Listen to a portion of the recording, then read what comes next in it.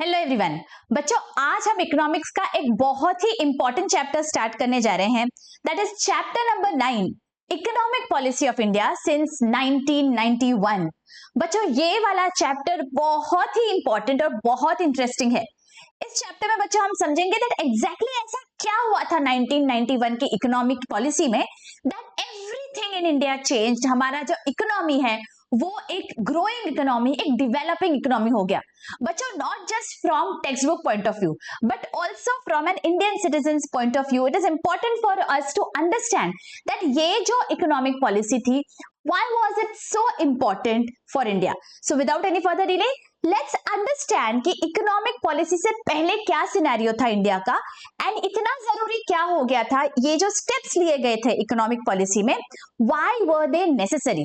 तो let us first understand the background बच्चों, because what had happened is अभी हमें कुछ साल हुए थे इंडिपेंडेंट होके, लेकिन हम कुछ कुछ सीख रहे थे। जैसे कि हम सब जानते हैं, we had a very bad experience with the East India company. East India company आई, एक कंपनी बन के आई थी, हमसे ट्रेड करने आई थी, लेकिन क्या हो गया, ब्रिटिशर्स ने हम पे कब्जा कर लिया और इतने सालों तक हम पे रूल किया। So what had happened was we were very very scared कि हम किसी भी फॉरेन कंपनी को इंडिया में नहीं आने देंगे।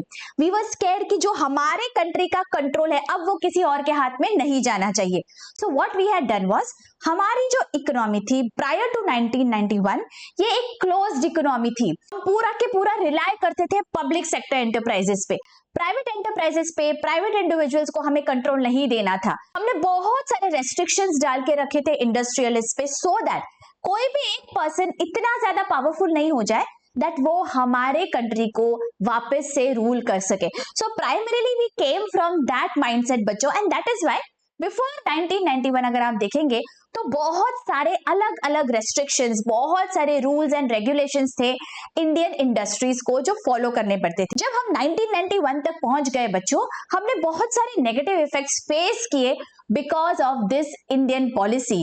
ओके, और क्या हो गया, इसके वजह से हमारी जो इकोनॉमी है उसकी ग्रोथ बहुत ज्यादा स्टैग्नेंट हो गई।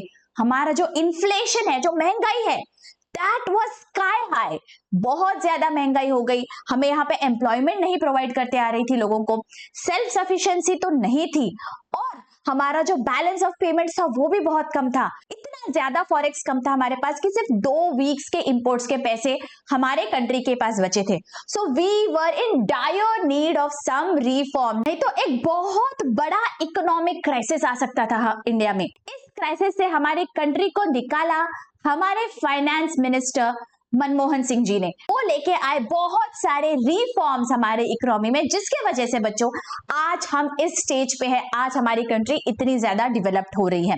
सो ये जो है that dates back to the reforms जो हमने 1991 में देखे, एंड दैट इज व्हाई ये रिफॉर्म्स पढ़ना बहुत ही इंपॉर्टेंट है फॉर अस टू अंडरस्टैंड कि how that shaped our economy. तो now let us read text book का पेज नंबर 57 है Introduction.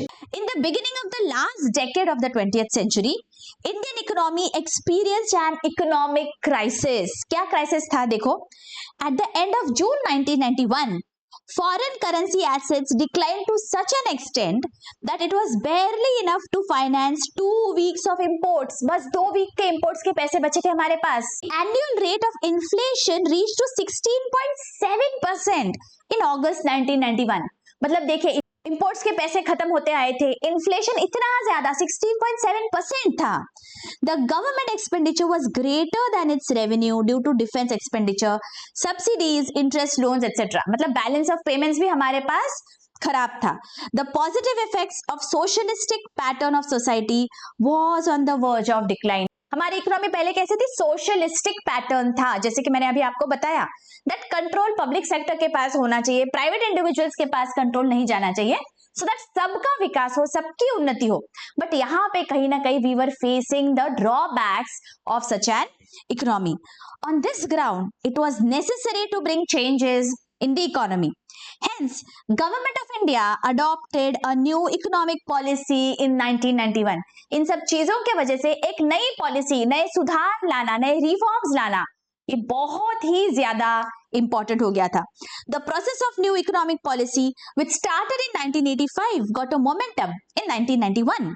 The new industrial policy introduced radical changes to unshackle India's industrial economy from the cobweb of unnecessary bureaucratic controls and rigidity in the government procedures. सारे paper work में सारे जो licences थे उसका लेने के लिए बहुत टाइम लगता था, बहुत करप्शन था, बहुत ब्यूरोक्रेसी थी.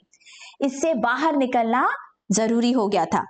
According to the new industrial policy, the state will no longer play the role of a controller and regulator, but it will act as a facilitator, coordinator, inspirer and supervisor. पहले क्या था? जो state था, government था, he was a controller. सब कुछ government के हाथ में था. Every decision will be taken by the government. Her important चीज के लिए गवर्नमेंट का नॉड होना ये बहुत जरूरी था, अप्रूवल्स लेना जरूरी था. लेकिन अब 1991 के बाद जो गवर्नमेंट है, it became a facilitator, that it will facilitate, it will help, it will lend a helping hand, it will supervise, but it is not going to control everything. Okay, now let us see what were the main objectives of the economic policy of 1991. क्या objectives थे, क्यों economic policy लाई गई? देखिए, to plunge the Indian economy into the arena of globalization. Globalize करना था, जो closed economy थी उसे फ्री करना था, दूसरे कंट्री के साथ आदान प्रदान, इंपोर्ट एक्सपोर्ट करना था, हमारे कंट्री के दरवाजे खोलना था हमें पूरे वर्ल्ड के लिए. Okay, so globalization was a very very important step that we had to take here. Okay, to bring down the rate of inflation. इतनी ज्यादा महंगाई है, sky high, उसे कम करना पड़ेगा. So that was also one of the objectives. To correct the disequilibrium in the balance of payment. क्या हो रहा था? हमारा बैलेंस ऑफ पेमेंट ये बहुत खराब था, हमारे आउटफ्लोज ज्यादा थे, इनफ्लो बहुत कम था, तो बैलेंस ऑफ पेमेंट्स भी सिचुएशन बहुत खराब थी हमारी. To acquire higher growth rate. Economy को हमें डेवलपिंग करना था, अभी तक बहुत स्टैग्नेंट थी हमारी इकोनॉमी, अंडर डेवलप्ड थी, लेकिन अभी हमें उस इकोनॉमी को तेजी से बढ़ाना था. To build sufficient foreign exchange reserves. हर कंट्री के पास कुछ ना कुछ फॉरेन एक्सचेंज रिजर्व्स होना जरूरी है, अदरवाइज इकोनॉमिक स्टेबिलिटी नहीं आएगी ना. एंड दैट इज व्हाई हमें फॉरेन एक्सचेंज रिजर्व्स चाहिए थे, हमारे पास बहुत कम रिजर्व्स थे, तो ऑब्जेक्टिव क्या था? दैट ये रिजर्व्स को हमें बढ़ाना है. To achieve economic stabilization and to reduce fiscal deficit. तो स्टेबिलिटी हो हमारे कंट्री में, जो महंगाई हो रही है इतनी ज्यादा वो कम हो, अप्स एंड डाउन्स कम हो, एक स्टेबल इकोनॉमी हम दे पाए, ये हमारा ऑब्जेक्टिव था. To establish international trade relations for free flow of goods without any restrictions. पहले बहुत ज्यादा रेस्ट्रिक्शंस थे, लाइसेंसेस थे, बहुत ज्यादा यहाँ पे रूल्स एंड रेगुलेशंस थे, लेकिन अब हमें क्या करना था? फ्री फ्लो अलाउ करना था, ताकि हमारी कंट्री भी डेवलप हो सके. Okay, and lastly, increase the participation of private sector. Private sector का भी पार्टिसिपेशन हो. कुछ जो पब्लिक सेक्टर एंटरप्राइजेस के हाथ में था, अब धीरे धीरे हमें वो जो कंट्रोल है वो देना था और प्राइवेट एंटरप्राइजेस को भी आने देना था हमारे कंट्री में. Okay, so these were the objectives जिसके वजह से ये जो इकोनॉमिक पॉलिसी है ये फ्रेम की गई बच्चों. This policy gave us 3 major things. वो क्या है? LPG. What do you mean by LPG? देखिए, LPG जो इकोनॉमिक पॉलिसी है 1991 के, ये 3 पिलर्स है. L stands for liberalization. Liberalise करो, आजादी दो. ओके, आजादी क्या, किससे? हमें ब्रिटिशर्स से तो आजादी मिल गई थी, बट इतने ज्यादा रूल्स, रेगुलेशंस, रेस्ट्रिक्शंस, लाइसेंसेस इतना ज्यादा था दैट इंडस्ट्रीज को ग्रो होने के लिए अपॉर्चुनिटी बहुत कम मिल रही थी. सो ये जो है लिबरलाइज करना बहुत इंपॉर्टेंट था. P stands for privatisation. मतलब जो पूरा के पूरा पब्लिक सेक्टर एंटरप्राइजेस ओन कर रहे थे, अभी प्राइवेट प्लेयर्स को भी बिजनेसेस करने देना चाहिए था. And G stood for globalization. Globalization करो मतलब हमारी जो क्लोज्ड इकोनॉमी है उसे अभी फ्री कर दो, आदान प्रदान, इंपोर्ट एंड एक्सपोर्ट ये फ्री होना चाहिए, ज्यादा रेस्ट्रिक्शंस और लाइसेंसेस नहीं होने चाहिए. सो ये 3 पिलर्स थे हमारे इकोनॉमिक पॉलिसी के, लिबरलाइजेशन, प्राइवेटाइजेशन एंड ग्लोबलाइजेशन. बच्चों, तो जो भी ऑब्जेक्टिव्स देखेंगे, फीचर्स देखेंगे, they are going to revolve around these 3 pillars. Okay, now let us see what are the features of the economic policy of 1991. Okay, so ये features याद रखने के लिए मैंने एक शॉर्ट कोड बनाया है बच्चों. The short code is smile TDF. Okay, let us see S से क्या स्टार्ट होता है. एस से है स्मॉल सेक्टर्स. यहाँ पे पॉइंट नंबर 3 है बच्चों, देखो, encouragement to small sector. The government encourage small sector units to attain higher growth rate in output, employment and export sector. Its investment limit was increased from 1 crore to 5 crores. जो छोटे छोटे industries थे, छोटे छोटे sectors थे, उनका भी growth होना बहुत जरूरी था. तो क्या किया गवर्नमेंट ने, उनका इन्वेस्टमेंट इंक्रीज कर दिया. पहले तो सिर्फ 1 करोड़ का इन्वेस्टमेंट था, अभी 1 to 5 crores will come under small sectors. जो ये स्मॉल स्केल यूनिट्स है, उनका आउटपुट कैसे इंक्रीज हो सके, वहां ज्यादा एम्प्लॉयमेंट अपॉर्चुनिटीज कैसे जनरेट हो सके, वो एक्सपोर्ट ज्यादा कैसे कर पाए, इसके तरफ फोकस किया गया. So first feature of this policy was small sector units. Okay, second, M से स्टार्ट होता है बच्चों, MRTP.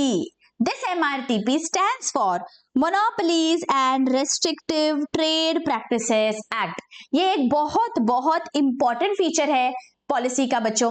पहले क्या हो रहा था, because we did not want any particular company, any particular individual to have a monopoly. Monopoly मतलब वही इंडिविजुअल तय करेगा कि कौन से गुड्स बेचने हैं, वो गुड्स कैसे होने चाहिए, उन गुड्स की प्राइस क्या होनी चाहिए. अ ग्रुप ऑफ इंडिविजुअल्स और वन इंडिविजुअल, इनका कोई भी कार्टेल फॉर्मेशन ना हो, हमारे जो पब्लिक है इसका शोषण ना हो, उनका एक्सप्लॉयटेशन ना हो, इसके लिए ये एक्ट हमने बनाई. That was a very good act. लेकिन ये क्या होने लग गए, जो रेस्ट्रिक्शंस है वो बहुत ही ज्यादा होने लग गए, और वो रेस्ट्रिक्शंस के वजह से कहीं ना कहीं हमारा जो ग्रोथ था ना, वो हिंडर हो गया.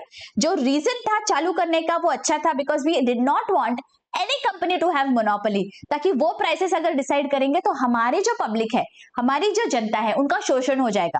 लेकिन इसके साथ साथ ऐसे होने लग गया था, बाकी के जो इंडस्ट्रीज है उनका डेवलपमेंट ही बहुत ज्यादा हैम्पर हो गया. सो दैट इज व्हाई ये जो MRTP एक्ट है उसे अबॉलिश करना बहुत जरूरी था. एंड दैट इज व्हाई इस इकोनॉमिक पॉलिसी में इस एक्ट को पूरी तरह से अबॉलिश किया गया. Let us see. According to MRTP Act, it was compulsory for large industrial houses to take approval of central government for establishment, expansion, merger, etc. मतलब हर चीज के लिए बहुत ज्यादा अप्रूवल्स की जरूरत थी, बहुत ही ज्यादा लाइसेंसेस की जरूरत थी. क्या होता था, अगर आपको इंडस्ट्री सेटअप करनी है अप्रूवल्स लो, अगर कुछ एक्सपेंशन करना है अप्रूवल्स लो. सो एवरी टाइम आपका टाइम बहुत ज्यादा वेस्ट होता था अप्रूवल्स के चक्कर में, और इतने सारे अप्रूवल्स ही लेते रहेंगे इंडस्ट्रीज, तो काम कब करेंगे, है ना. तो इकोनॉमिक ग्रोथ हमारा स्लो होने लग गया. And that is why abolition of MRTP has encouraged industrial growth. इसीलिए MRTP को abolish किया गया कि बाबा नहीं जरूरत है अभी. ओके, पहले जरूरत था, बट अभी आफ्टर 1991 इसकी जरूरत नहीं थी. Okay, so MRTP, monopolies and restrictive trade practices act को पूरी तरह से अबॉलिश किया गया. Okay, let us look at the third feature. I से स्टार्ट होता है insurance. Okay, let us read. Insurance sector में क्या हुआ? Reforms in the insurance sector. Insurance sector was a monopoly of the government. पहले पूरा के पूरा मोनोपोली था गवर्नमेंट का. सो इंश्योरेंस जो है LIC थी, and no private player was allowed to enter the industry, the insurance industry. It was only LIC, life insurance corporation of India, वही सब इंश्योरेंस देखती थी.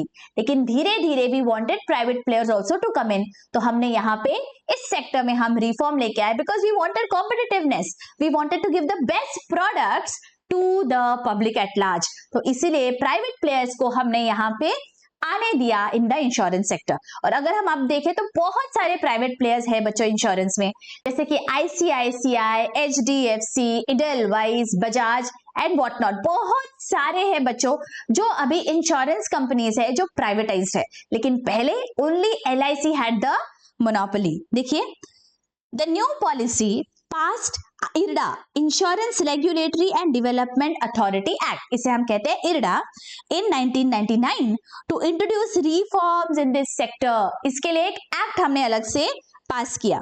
The IRDA has given license to many private companies to enter insurance business. This ended the monopoly of government in this sector. पहले सब कुछ government control था, इसलिए बहुत लेथार्जी थी. सब काम धीरे धीरे होते थे, सब जो प्रोडक्टिविटी थी वो भी बहुत धीरे थी और इसलिए ग्रोथ ही नहीं हो पा रहा था। इसलिए धीरे धीरे हर एक सेक्टर में हमने थोड़ा थोड़ा प्राइवेटाइजेशन, ग्लोबलाइजेशन हमने आने दिया, so that we had to make these sectors competitive. और अगर वो कॉम्पिटिटिव हो जाएंगे then everybody will start giving better services, better goods to the customers, right? तो इंश्योरेंस सेक्टर में जैसे प्राइवेट प्लेयर्स आ गए तो यहाँ पे हमें बहुत सारे अलग अलग प्रोडक्ट्स एज कंज्यूमर्स मिलने लग गए, राइट? तो थर्ड हमारा फीचर है इंश्योरेंस। नेक्स्ट फीचर क्या है? एल से देखिए, लिबरलाइजेशन। लिबरलाइज करो, आजादी दो। इतने ज्यादा आपने स्ट्रिक्ट रूल्स एंड रेगुलेशंस किए हैं, इससे हमारे इंडस्ट्रीज को मुक्त करो। सो देखिए यहाँ पे है point number 6, trade liberalization. Import licensing controls have been abolished. Almost all capital goods, raw material, intermediate goods and other components were made freely importable. पहले क्या था? इंपोर्ट लाइसेंस जरूरी था और वो भी लाइसेंस बहुत कम लोगों को मिलते थे, बहुत पेपर वर्क था और लाइसेंसिंग लेने के बाद भी कितना क्वांटिटी, कौन से गुड्स इंपोर्ट कर रहे हैं, ये सब everything had to be approved. तो ये जो था इतना सारा प्रोसीजर था बच्चों, दैट बहुत ही ज्यादा टाइम कंज्यूमिंग हो जाता था। इसीलिए अगर हमें एज एन इकोनॉमी ग्रो करना है, अगर हमें ग्लोबलाइजेशन लाना है, तो ये बहुत इंपॉर्टेंट है दैट ये जो लाइसेंस है वो हम निकाल दे। बिकॉज हर बार अगर लाइसेंस लेने पड़ जाएंगे, हर बार अगर इतना पेपर वर्क करना पड़ेगा तो काम कब होगा, है ना? सो इसीलिए इंपोर्ट लाइसेंसिंग को भी यहाँ पे हमने बहुत हद तक निकाल दिया। Established exporters are allowed to raise external credit to finance their trade. जो हमारे एक्सपोर्टर्स हैं उन्हें चाहिए तो वो एक्सटर्नल क्रेडिट भी ले सकते हैं, मतलब फॉरेन कंट्रीज से भी वो लोन ले सकते हैं। Special economic zones are set up to promote exports. The government has also introduced the concept of agro export zone to encourage agricultural export. SEZ, special economic zone, ये क्या है बच्चों? एज द नेम सजेस्ट, एक area demarcate कर देती है government. Now for example 2 cities है बच्चों, सिटी नंबर 1 एंड सिटी 2। इसके बीच में कहीं ना कहीं एक जो पैच है उस एरिया को गवर्नमेंट बोलती है नाउ दिस इज SEZ। अभी SEZ मतलब क्या? दैट यहाँ पे आओ और यहाँ पे इंडस्ट्रीज डेवलप करो। लेकिन इंडस्ट्रीज डेवलप क्यों करेगा कोई 2 शहर के बीच में? बिकॉज यहाँ पे आपको अलग अलग इंसेंटिव्स मिलेंगे। गवर्नमेंट क्या करती है? दैट इन्हें इंसेंटिव्स देती है, दैट अगर आप यहाँ पे इंडस्ट्री फॉर्म करोगे तो आपको टैक्सेशन में बेनिफिट्स मिलेंगे, आपको कुछ लेबर लॉज में बेनिफिट्स मिल जाएंगे, आपको रॉ मटेरियल सस्ता हो जाएगा। सो अलग अलग इंसेंटिव्स गवर्नमेंट देती है ताकि ये जो स्पेशल इकोनॉमिक जोन है यहाँ पे लोग आए और आपके इंडस्ट्रीज, मैन्युफैक्चरिंग यूनिट्स सेटअप करे। ओके, अभी ये जब सेटअप करती है गवर्नमेंट तो क्या होता है इसमें? गवर्नमेंट का क्या फायदा है यहाँ पे? Because they are close to these 2 cities, तो यहाँ पे दोनों सिटीज के लोगों को एम्प्लॉयमेंट मिल जाएगी, यहाँ पे डेवलपमेंट होगा, एम्प्लॉयमेंट होगी तो इनकम मिलेगा लोगों को, पॉवर्टी कम हो जाएगी, आसपास का जो रीजन है उसका डेवलपमेंट हो जाएगा SEZ के वजह से। इसीलिए गवर्नमेंट ने क्या किया, अलग अलग रीजन्स में SEZ बनाती है सो दैट जो थोड़े से बैकवर्ड रीजन है उनका भी डेवलपमेंट हो जाए और बहुत कंसंट्रेशन नहीं हो। एक ही जगह पे सारे इंडस्ट्रीज होंगे तो बहुत कंसंट्रेशन हो जाता है ना? तो इसीलिए ये जो रीजनल इम्बैलेंस है इसे करेक्ट करता है SEZ। SEZ यहाँ पे हमने इस इकोनॉमिक पॉलिसी से बनाना स्टार्ट किया। ओके, तो इस तरह से यहाँ पे ट्रेड लिबरलाइजेशन हमने देखा है इस इकोनॉमिक पॉलिसी में। क्या क्या हमने इंपोर्ट के लाइसेंसेस को घटा दिया, SEZs को फॉर्म किया ताकि फ्रीली हम इंपोर्ट और एक्सपोर्ट कर सके। बच्चों अगर आपको लेक्चर्स अच्छे लग रहे हैं, अगर एक्सप्लेनेशन अच्छे से समझ रहा है, do hit the like button, do subscribe and do share these lectures with your friends and colleagues. बच्चों, in a classroom setup, I can understand from your expressions that how are you finding the lectures. But in this particular setup, it is difficult for me to understand unless and until you show your appreciation by hitting the like button and by commenting in the comments below. So let the comments pour in and do share these lectures with your friends and colleagues. Thank you so much. Next feature क्या है देखिए, E से है encourage foreign investment. मतलब जो foreign investors है वो India में आए, हमारे इंडस्ट्रीज में इन्वेस्ट करे, इसके लिए हमने उन्हें एनकरेज किया। लेट अस सी, यहाँ पे है point number 4, encouraging foreign investment. Industrial policy of 1991 approved FDI, foreign direct investment, to encourage investment in high priority industries requiring high investment and technology. अब हमारे पास as a nation we were under developed, हमारे पास नई technology नहीं थी and that is why we had to call foreign investors कि बाबा आप आओ, आप पैसा भी लेके आओ, बिकॉज इतना पैसा हमारे पास नहीं है कि हम इतना ज्यादा डेवलप हो सके, और आपके साथ आपकी नई नई टेक्नोलॉजी लेके आओ। सो नई टेक्नोलॉजी इंडिया में आएगी तो हम फटाफट से डेवलप हो पाएंगे, और हमारे पास इतना कैपिटल भी नहीं है, तो एफडीआई की हमें जरूरत थी। सो दैट इज व्हाई हमने यहाँ पे अलाउ किया एफडीआई। पहले we did not allow it, but धीरे धीरे हमने यहाँ पे फॉरेन डायरेक्ट इन्वेस्टमेंट को अलाउ कर दिया। पहले हमने 51% अलाउ किया, फिर धीरे धीरे हमने उसे इंक्रीज किया बच्चों, and now we also have FDI up to 100%, मतलब fully owned by foreign investors. ऐसे भी हमारे पास कंपनीज है, ठीक है। देखिए आगे, initially FDI was permitted up to 51% of total investment in selected industries. Later, this limit was raised to 74% and then 100% for specific industries. Okay? तो धीरे धीरे हमने FDI up to 100% अलाउ किया है, मतलब फॉरेन इन्वेस्टर्स को भी यहाँ पे लगे दैट हम आए यहाँ पे और इन्वेस्ट करें, बिकॉज उन्हें भी तो कुछ मिलना चाहिए इन रिटर्न। अगर उनके पास ज्यादा कंट्रोल होगा तो उन्हें प्रॉफिट ज्यादा मिलेंगे, और हमारे लिए एज अ कंट्री ये फायदेमंद है बिकॉज हमें कैपिटल मिलता है, हमें उनकी टेक्नोलॉजी मिलती है, right. So it is a win win situation for both the parties. इसीलिए ये फॉरेन डायरेक्ट इन्वेस्टमेंट बहुत ही इंपॉर्टेंट फीचर है of this policy. Okay, next smile PDF, P से स्टार्ट होता है पब्लिक सेक्टर। पब्लिक सेक्टर को यहाँ पे हमने क्या किया, धीरे धीरे रोल कम कर दिया और ज्यादा प्राइवेट इंडस्ट्रीज को हमने यहाँ पे बढ़ावा दिया। Let us see, reducing the role of public sector. Many changes were made in the public sector policy to include following objectives. Number 1, ending state monopoly. बहुत ज्यादा monopoly था ना, तो सब कुछ state control करता था, तो कहीं ना कहीं यहाँ पे क्या हो रहा था, बहुत ज्यादा growth पे इफेक्ट होता था इंडस्ट्री के। Improving efficiency of the public sector. Public sector क्या हो गया था, राजा बन गया था, अकेला ही था, there was no competition, तो it use to do everything at its own pace. कोई कंपटीशन ही नहीं है ना, तो जैसे करना है वैसे काम करो। लेकिन जैसे ही प्राइवेट एंटरप्राइजेस आ गए तो कंपटीशन लगने लग गया। So now all the public sector enterprises are forced to give us better quality services, better goods, because अभी उन्हें पता है दैट अगर वो हमें अच्छे सर्विसेज नहीं देंगे then we can switch to private sector enterprises. Next, releasing capital blocked in 6 public sector enterprises. बहुत सारे पब्लिक सेक्टर एंटरप्राइजेस थे, बिकॉज ऑफ वेरियस रेस्ट्रिक्शंस वो इतना ज्यादा डेवलप ही नहीं हो पा रहे थे और वो लॉस मेकिंग हो जाते थे, सो वो सिक इंडस्ट्रियल यूनिट हो जाते थे। लेकिन जो पैसा है गवर्नमेंट का वो वहीं पे अटका पड़ा रहता था, एंड ये जो पैसा है इसे फ्री करने के लिए जो कैपिटल है ब्लॉक, उसे रिलीज करने के लिए प्राइवेटाइजेशन एक बहुत ही बड़ा कदम था बच्चों। Okay, to encourage private sector, NEP reduce the number of industries in public sector from 17 to 8. From 2014, there are only 2 industries reserved for public sector, which include railways and atomic energy. मतलब पहले क्या हो रहा था, everything had to be done by the public sector. धीरे धीरे हमने क्या किया, that private sector को allow किया इंडस्ट्रीज में कदम रखने के लिए, and now आज के दिन में ऐसा है that barring 3 sectors, all the other sectors में प्राइवेट प्लेयर्स आ सकते हैं। यहाँ पे आपको 2 दिए गए हैं बच्चों, but actually there are 3. First is railways, second is atomic energy and third is defense.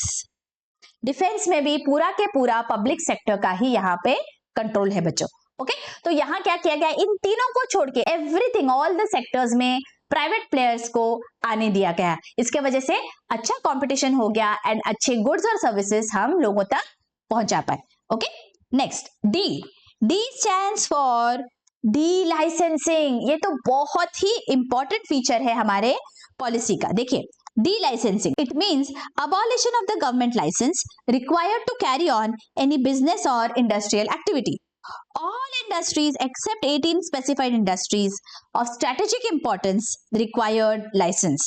As per the Department of Industrial Policy and Promotion, Government of India, only the following 4 industries require compulsory licensing: electronic, aerospace and defense, industrial explosives, hazardous chemicals and drugs, cigarettes.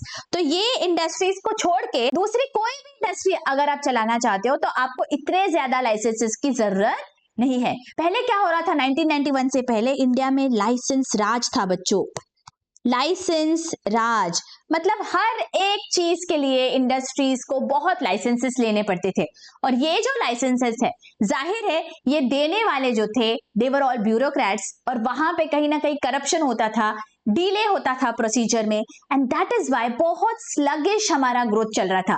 इसलिए हमने क्या किया कि भाई speed up करो ना process, हर चीज के लिए लाइसेंस की जरूरत नहीं है। तो ये जो इंपॉर्टेंट की सेक्टर्स है उन सेक्टर्स को छोड़ के बाकी कहीं पे अगर आप इंडस्ट्रीज चालू कर रहे हो तो आपको इतने ज्यादा लाइसेंसेस की जरूरत नहीं है। तो delicensing was a very very important step towards economic growth. Okay, let us see आगे एफ। एफ से स्टार्ट होता है financial sector. Let us see बच्चों financial sector, point number 8, reforms in the financial sector. Earlier, only cooperative banks and public sector banks were permitted to do banking business in the financial sector. The new economic policy permitted the entry of private banks and foreign banks. पहले क्या था, सारे के सारे जो भी थे nationalised banks थे, एसबीआई थे, उसके सब्सिडियरीज थे। We did not have any private bank in India. But after 1991 हमने हमारे सारे दरवाजे खोल दिए private players and foreign players के लिए। तो अब देखिए इंडिया में कितने सारे फॉरेन बैंक्स हैं और कितने सारे प्राइवेट बैंक्स हैं, जैसे इंडसइंड, एचडीएफसी, एक्सिस बैंक, इन सब के लिए अभी हमने हमारे दरवाजे खोल दिए हैं बच्चों। वैसे ही फॉरेन बैंक्स भी हमारे पास आ गए हैं, जैसे Deutsche Bank, Barclays Bank etcetera. तो ये सब इंडिया में आ गए हैं, and now we have a very competitive environment in the banking sector, जिसके वजह से बैंकिंग सेक्टर का भी ग्रोथ हो रहा है, एंड हम सारे के सारे इकोनॉमी में बैंकिंग सर्विसेज प्रोवाइड कर पा रहे हैं। पहले because it was only nationalised, तो it was very difficult for us to reach each and every individual in villages, small towns etcetera. दूर दराज के देहातों में, छोटे छोटे विलेजेस में हम बैंकिंग फैसिलिटीज को पहुंचा ही नहीं पा रहे थे, बिकॉज सब कुछ हम ही ओन कर रहे थे ना। But now we call for private players. Now we have foreign players. So now we can reach so many individuals in the country. दूर दराज तक हम अभी क्रेडिट फैसिलिटीज, बैंकिंग फैसिलिटीज पहुंचा सकते हैं, and because of competitive spirit अब हम जो हमारी पब्लिक है उन्हें बेटर फैसिलिटीज दे पाते हैं बच्चों। इफ यू वांट बच्चों, you can check with your parents as well. Before privatization क्या हो रहा था, everything was owned by the government. तो जो पब्लिक सेक्टर बैंक्स थे, their services were also not up to the mark, because उन्हें पता था कहाँ जाएंगे लोग, है ना, यहीं पे तो आने वाले हैं। So that is why the services were very very slow. But जैसे ही प्राइवेट प्लेयर्स आने लग गए बच्चों, इतना ज्यादा कंपटीशन बढ़ गया, बिकॉज प्राइवेट प्लेयर्स अच्छे सर्विसेज प्रोवाइड कर रहे थे। तो ये जो पब्लिक सेक्टर के बैंक्स थे, they had to also give services at par with the private sector banks. तो इससे क्या हो गया, जो पब्लिक एट लार्ज है उन्हें बेटर सर्विसेज मिलने लग गए, एंड हमारी जो इकोनॉमी है वो भी ग्रो होने लग गई, राइट। तो ये सारे फीचर्स है बच्चों हमारे इकोनॉमिक पॉलिसी के। Let us quickly go through this. Smile PDF. S stands for small sector, M stands for abolition of MRTP Act, I stands for insurance sector, L stands for liberalization, E stands for encouragement of foreign investment. PDF. P stands for public sector enterprises, D stands for delicensing, and F stands for the financial sector. Okay, ये बहुत important features है बच्चों। I hope you all have understood this lecture very well. अगर lectures अच्छे लग रहे हैं, do share with your friends and colleagues, help us reach out to a large number of students, और जाते जाते do hit the like button और एक प्यारा सा कमेंट जरूर कर देना बच्चों। Your comments truly keep me motivated in getting such lectures for you. मिलती हूँ आपको नेक्स्ट लेक्चर में। Till then take care, bye bye.